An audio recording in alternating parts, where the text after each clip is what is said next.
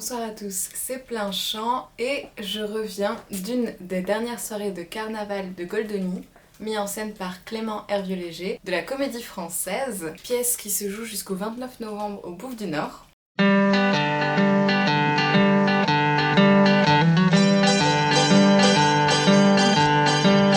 fiera de Mastandré, oggi compratemi un piffariello. Pillo piffariello, alla mire, alla fiera de Mastandré, alla mire, alla fiera de Mastandré.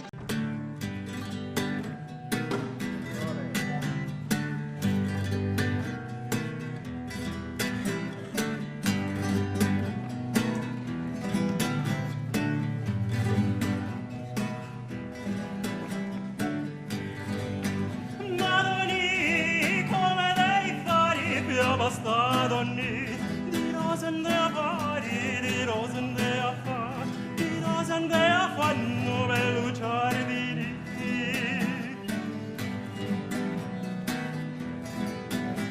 No bello giardini, di rosen der fanno bello giardini. Tornirin, tornirei, tornirin, tornirei, tornirin, tornirei all'amorari.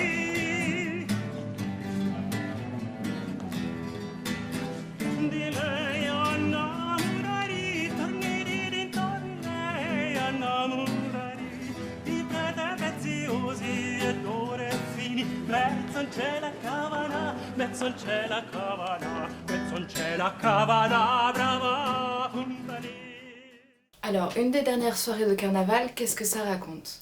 En fait, ça va être simplement l'histoire d'un tisserand qui a une fille et qui va décider de faire une fête en l'honneur du carnaval qui se termine. Le carnaval, il me semble que ça durait 1 mois en Italie, où c'était vraiment le moment du renversement, le moment de la fête, de la débauche, et c'était à la fois quelque chose qui jouait sur le monstrueux et sur le jeu. En ce qui concerne la scénographie, on va être sur quelque chose finalement d'assez sobre. On a juste des éléments en fait qui vont évoquer un intérieur, que ce soit des bougeoirs, des chaises, un canapé, une table, et ça suffit. On est sur des costumes du 18e, parce que c'est une pièce italienne du 18e, et même dans le choix des musiques, on reste dans cette ambiance. Donc 18e, en France, on est plutôt sur du Marivaux, et ça se rejoint.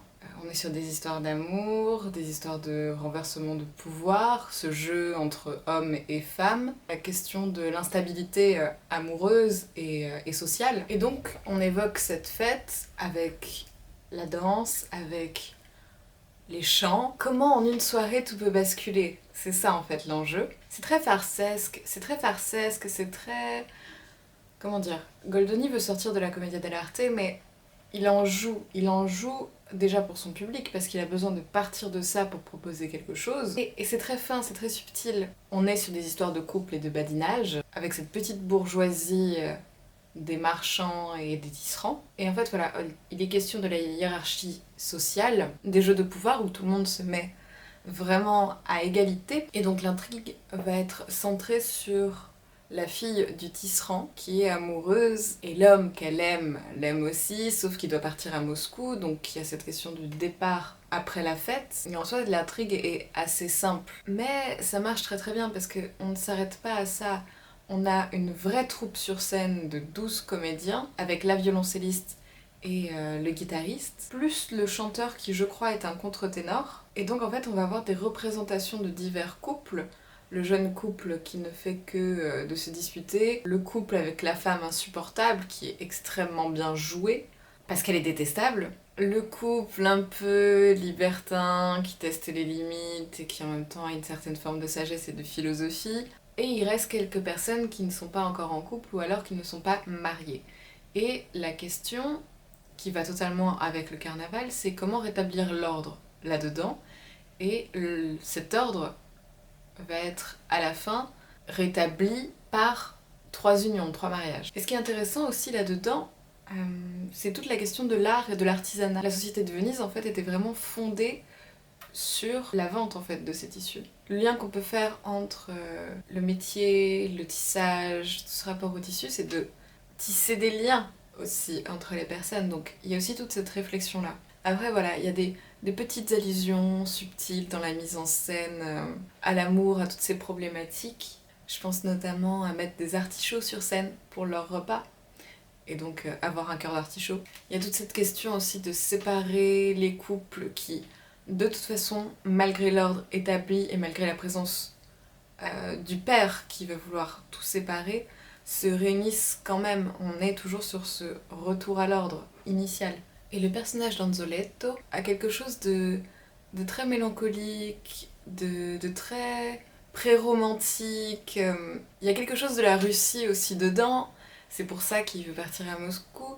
Il y a quelque chose vraiment de Pouchkine dedans, je trouve, dans ses dialogues, dans sa mélancolie, dans son attachement à l'amour, à la pureté, à l'attente, et aussi dans son nationalisme revendiqué. Et sincèrement, c'était une très très belle soirée, une très très belle dernière soirée de carnaval. Je vous encourage vraiment à aller voir cette pièce si vous ne connaissez pas Goldoni, de voir un peu ce qui peut se faire au 18e. On voit peu de pièces du 18e à part Marivaux. J'étais très surprise par cette mise en scène, étant donné que la seule autre mise en scène que j'ai vue de Clément Hervieux-Léger, c'est Le Misanthrope, que je n'avais absolument pas apprécié. Et donc j'étais très très surprise et je suis très contente de voir qu'il est sorti du gris pour avoir quelque chose de plus lumineux.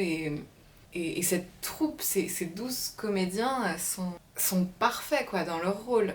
Même quand on regarde une action principale, les actions secondaires en fond, entre les couples, tout continue en fait. Le regard ne se focalise pas sur une action, mais vraiment sur toute la troupe et tous les petits détails entre eux. C'est très très bien, et ça se termine sur une scène de bal avec une chanson populaire italienne qui est une comptine, et ça marche tellement bien. Donc je suis très contente d'avoir pu voir ça. Merci beaucoup au Bouffe du Nord pour l'invitation. Je vous encourage à y aller, ça se joue jusqu'au 29 novembre. Si vous avez aimé cette vidéo, vous pouvez la liker, la commenter, la partager, vous abonner à la chaîne. Et moi je vous dis à bientôt pour une nouvelle vidéo sur le théâtre.